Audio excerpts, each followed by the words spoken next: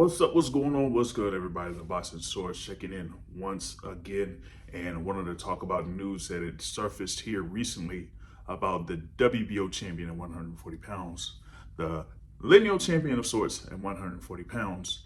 There in Teofimo Lopez. Looks like Teofimo Lopez is close to having a deal to fighting former world champion Subriel Matias.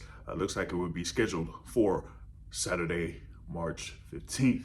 Well, they don't necessarily have the details as of right now as to the location of where the fight would be. But for me, I would think for a fight of that caliber, it would be in Madison Square Garden. Now, the thing about it is, Teofimo Lopez has had a couple of fights in Madison Square Garden, or at least the theater at Madison Square Garden. The big arena, he did have a fight against Sandor Martin, and some people, weren't necessarily all too happy with that particular matchup.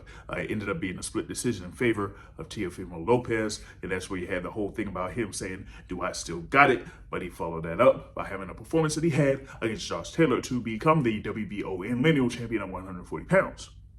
Now, as far as like this matchup, yes, you do have Subriel Matias, that was a former world champion, IBF champion, that lost to Liam Paro in Puerto Rico. And we all know that Liam Paro recently lost to Richardson Hitchens there in Puerto Rico for that IBF title. But now you have Subriel Matias with the opportunity to become world champion once again when he had his undefeated run to become the world champion there at 140 pounds. He was kind of considered as one of those feared fighters there in the 140-pound division because he ended up stopping everyone he was facing up to that particular point, wearing them down, wearing them out, eventually stopping them until he fought Liam Paro earlier this year.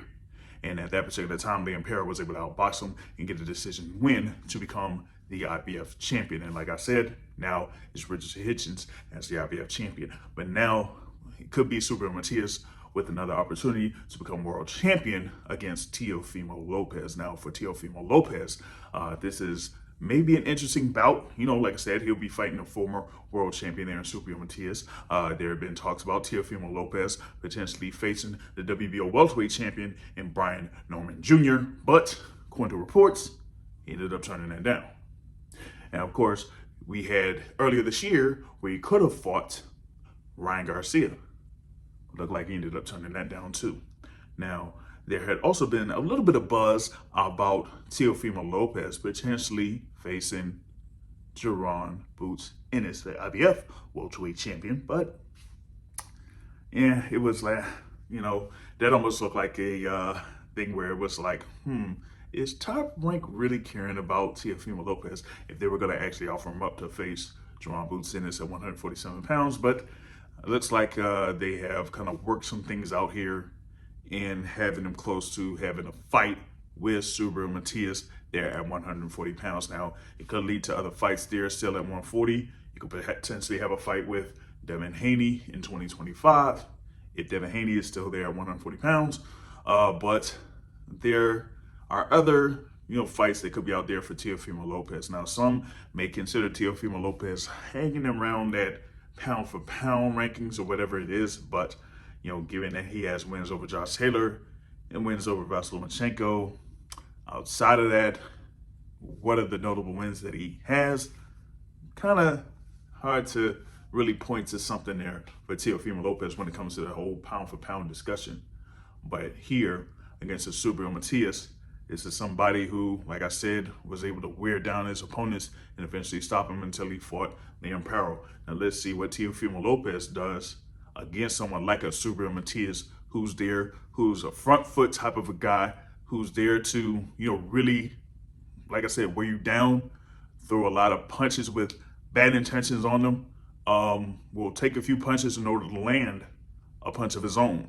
So for Teofimo Lopez, he's had a couple of issues with fighters that moved a lot. Like I said, with Sandor Martin, with the Jermaine Ortiz, he's had, some issues with those guys that really move.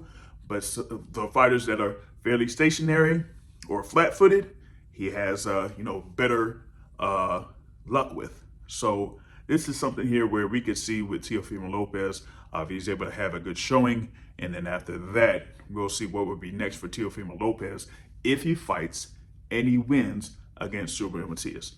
But with that being said, share your thoughts on that potential matchup.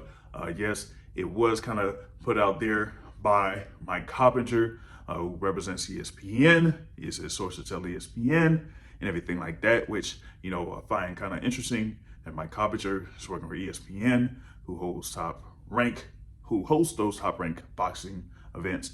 When you have, of course, Bob Arum that said, "Shut the fuck up, you little prick." Yeah, you prick. To Mike Coppinger, but hey, it is what it is on that. But share your thoughts on that potential matchup. Hit the like button, hit the subscribe button, hit the like button, hit the subscribe button. Dr. Umar Johnson 3 times. I beg your pardon. I beg your pardon. Yeah, hit the like button, hit the subscribe button. We would really appreciate it here at the Boxing Source. With that being said, I'm out. Peace.